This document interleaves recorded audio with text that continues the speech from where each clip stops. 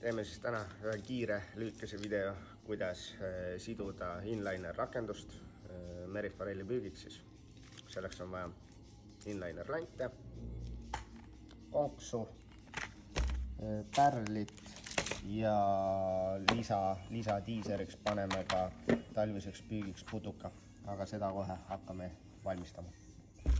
Nii, et inliner rakendust siduda, on vaja inliner lanti, 0,45 või 0,4 läbimõõduga fluorokarbooni või monofiili, ühearvulist konksu, võib ka kolmearvuline olla, see on eelistuste küsimus, ja ühte pärlit. Ja selle putuka me seome pärast sinna ettepoole, et kalal oleks valikuvõimalust. Ajate selle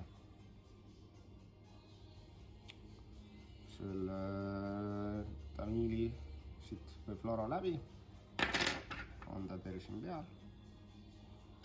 Järgmine aste on see, et panete siit pärli. Pärl on vajalik selleks,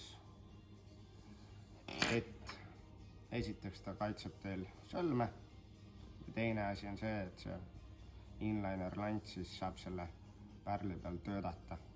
Osad inlinerid on sellised, mis pausi hetkel hakkavad ümber enda teljed pöörlema või tiirlema, siis pärli olemasolu nagu soodustab seda tööd.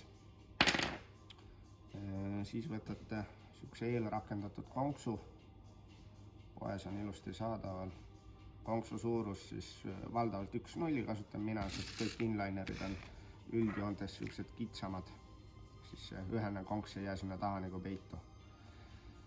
Panete ta siit ovaalsest rangast läbi, jääb teil see asi niimoodi, pigistate peopesas kokku, teete 1, 2, 3, 4 tiiru.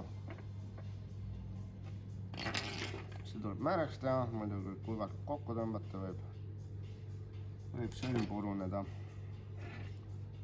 Nii, tõmbame ta siit ilusti kokku, jääb teile sihuke asi.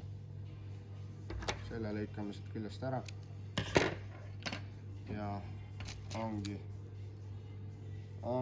inliner rakendatud.